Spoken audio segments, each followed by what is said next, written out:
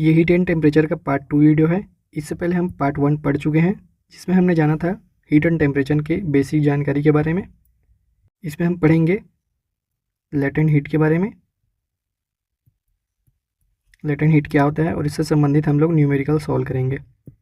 यह आपके CGTET exam, शिक्षक भर्ती एग्ज़ाम और जितने भी आगामी एग्ज़ाम्स हैं जिसमें साइंस में उसमें हम ताप इंक्लूड है, उसके लिए बहुत ही ज़्यादा इंपॉर्टेंट लेक्चर होने वाला है।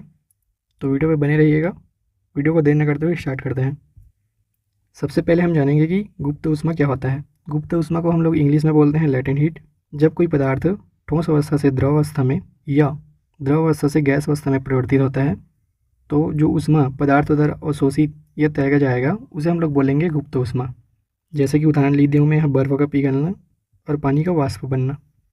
इस इंट्रो को हम लोग थोड़ा सा समझते हैं। जैसे हमारे पास कोई पदार्थ है जो सॉलिड स्टेट में है, अब जब हम इसको हीट देंगे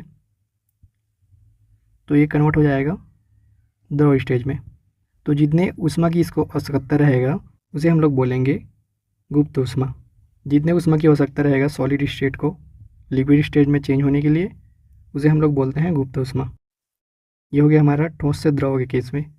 अब यदि हम बात करें द्रव से गैस के केस में, तो द्रव को भी हमें गैस में कन्वर्ट करने के लिए इसे हीट देना पड़ेगा।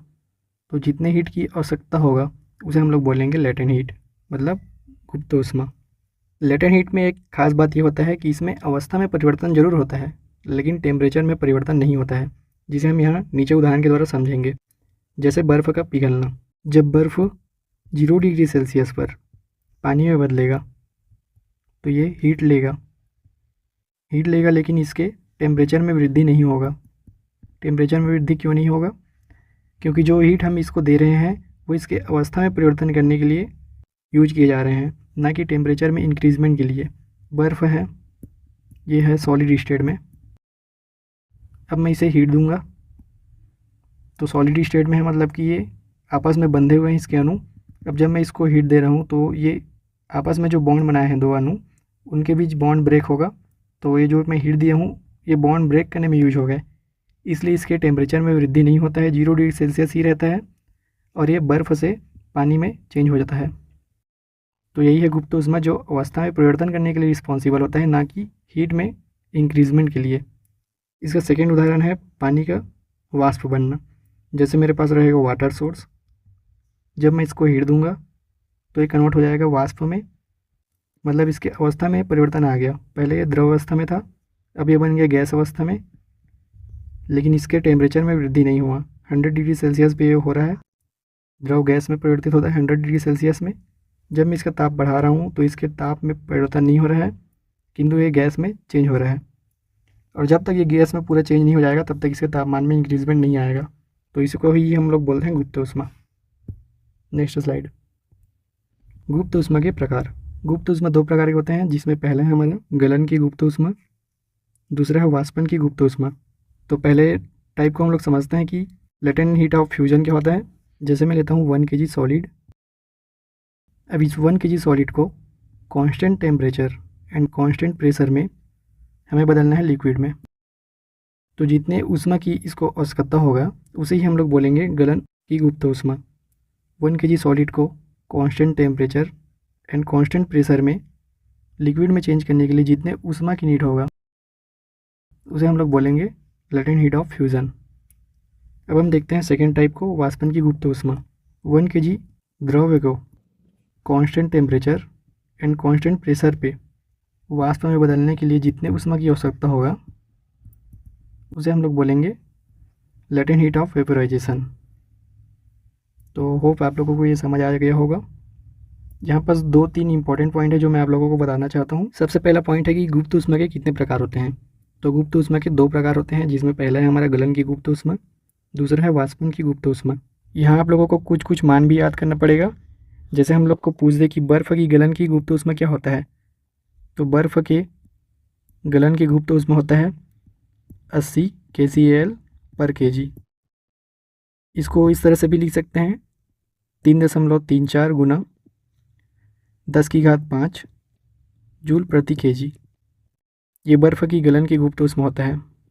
सबसे ज़्यादा इंपॉर्टेंट ये है, ये हमारा न्यूमेरिकल सॉल्व करने के लिए कभी कभी यूज होता है, जिसे हम लोग आगे यूज भी करेंगे। एक मान हमें और याद करना पड़ेगा, द्रव्य की वाष्पन की गुप्त ऊष्मा। तो द्रव्य के वाष्पन की गुप्त ऊष्मा होता है 540 kcal पर kg। इसे हम लोग कुछ ऐसा भी लिख सकते हैं, 2.25 गुना 10⁵ जूल पर kg। तो द्रव्य के वाष्पन की गुप्त ऊष्मा होता है 540 kcal पर kg या 2.25 गुना 10⁵ जूल पर kg। Next slide. गुप्त ऊष्मा से संबंधित न्यूमेरिकल। जैसे कोई पदार्थ है जिसका द्रव्यमान है m। अब इस m द्रव्यमान के पदार्थ के तापमान को बढ़ाने के लिए हमें ऊष्मा देना पड़ेगा। तो जो ऊष्मा हम देंगे वो इस द्रव्यमान के समानुपाती होता है। मतलब जितना अधिक द्रव्यमान होगा उतना ही अधिक हमें ऊष्मा पदार्थ को देना पड़ेगा। यही चीज़ मैं यहाँ लिखा हूँ, डेल क्यू समानुपाती है m के। जब हम इस समानुपाती के चिन्ह को हटाते हैं तो हमें मिलता है L, और ये L ही हमारा लेटेंट हीट है, मतलब कि गुप्त ऊष्मा। यहाँ से हम लोग L is equal to del Q by M भी लिख सकते हैं। ये वाले फार्मूला का यूज करके हम लोग बहुत सारे न्यूमेरिकल सॉल्व कर सकते हैं। मैं इस लेक्चर में एक न्यूमेरिकल ऐड किया हूँ जिसको हम लोग नेक्स्ट स्लाइड में देखेंगे। Next slide. गुप्त ऊष्मा से संबंधित न्यूमेरिकल। 200 kg बर्फ़ है, इसको पिघलने के लिए कितने गुप्त ऊष्मा की आवश्यकता होगा। तो इसका सोल्यूशन देखते हैं। हमें क्या क्या वैल्यू दिया है, मास का वैल्यू दिया है 200 ग्राम, और हमने पीछे पढ़ा था कि बर्फ़ के गलन की गुप्त ऊष्मा क्या होता है, L इज इक्वल टू 3.34 गुना 10⁵ जूल प्रति kg। हमने यहाँ पढ़ा था, ये मैंने यहाँ बताया था, 3.34 गुना 10⁵ जूल पर kg। अब हमें पूछा गया है कि कितनी ऊष्मा चाहिए रहेगा, मतलब डेल क्यू का मान हमें पूछा गया है। तो डेल क्यू इक्वल टू क्या होता है, m इंटू एल। लेकिन इससे पहले जो हमें मास दिया है ग्राम में दिया है, इसे हम लोग किलोग्राम में चेंज करने के लिए 1000 से डिवाइड करेंगे तो हो जाएगा 0.2 kg। अब हम मान को यहाँ रखते हैं, del Q equal to 0.2 into 3.34 गुना 10⁵ इस पूरे वैल्यू को मैं इस प्रकार से भी लिख सकता हूँ, 2 गुना 334 गुना 10⁵2 हो गया ये। तो हमें इतने ऊर्जा की आवश्यकता होगा, 668 गुना 10⁵2 जूल। Next slide. इस लेक्चर में इतना ही था। इस लेक्चर को इन हम 5 MCQ के द्वारा करेंगे, जिसमें पहला MCQ है बर्फ़ के गलन की गुप्त ऊष्मा है। तो हमें पता है कि बर्फ़ के गलन की गुप्त ऊष्मा होता है 80 kcal पर kg। नेक्स्ट क्वेश्चन, ये हमारा कथन से रिलेटेड क्वेश्चन है। इसमें हमें पूछा गया है कि गुप्त ऊष्मा से संबंधित कथन पर विचार करना है, और 2 कथन दिया गया है, जिसमें पहला कथन है गुप्त ऊष्मा तापमान में परिवर्तन करता है। तो गुप्त ऊष्मा से तापमान में परिवर्तन नहीं होता, गुप्त ऊष्मा अवस्था में परिवर्तन नहीं करता। तो ये भी हमारा गलत है, क्योंकि गुप्त ऊष्मा में अवस्था में परिवर्तन हो जाता है लेकिन तापमान में परिवर्तन नहीं होता। तो देखते हैं ऑप्शन ए और बी दोनों सत्य है, ये तो नहीं होगा, ए सत्य है, ए भी नहीं होगा, ये भी नहीं होगा। तो हमारा आंसर हो जाएगा डी, ए और बी दोनों असत्य है। नेक्स्ट क्वेश्चन, सामान्य ताप पर और सामान्य दाब पर 0 डिग्री सेल्सियस पर होगा केवल बर्फ़ होगा। कई स्टूडेंट क्या करेंगे, इसमें फट से टिक लगा के आ जाएंगे, लेकिन ये हमारा गलत है। जो 0 डिग्री सेल्सियस होता है इसमें बर्फ़ और पानी दोनों अवस्था पाया जाता है। तो हमारा आंसर हो जाएगा सी। क्वेश्चन नंबर 4, किस अवस्था परिवर्तन में अधिक ऊष्मा लगेगा। अवस्था में परिवर्तन हो रहा है, उसमें किस में सबसे ज़्यादा ऊष्मा यूज होगा। ऑप्शन हमें दिया है ठोस से द्रव्य, द्रव से गैस, गैस से द्रव्य, द्रव से ठोस। तो ठोस से द्रव्य कब चेंज होता है, जब 0 डिग्री सेल्सियस रहता है और हम लोग इसके टेम्परेचर को 4 डिग्री सेल्सियस तक भी बढ़ा देंगे तो ये द्रव बन जाएगा। तो ये तो नहीं होगा। द्रव से गैस, लिक्विड है, उसको हम लोग को चेंज करना है गैस में, तो हमें नीड होगा 100 डिग्री सेल्सियस का। तीसरा विकल्प देखते हैं, गैस से द्रव्य, गैस है, इसको हमें चेंज करना है द्रव्य में, तो इसके लिए हमें चाहिए रहेगा टेम्परेचर डाउन करना रहेगा। द्रव से ठोस, द्रव्य है, इसको हम लोग को चेंज करना है सॉलिड में, मतलब पानी को चेंज करना है बर्फ़ में, तो इसके लिए भी हमें 0 डिग्री सेल्सियस चाहिए। तो हमारा आंसर हो जाएगा बी, द्रव से गैस।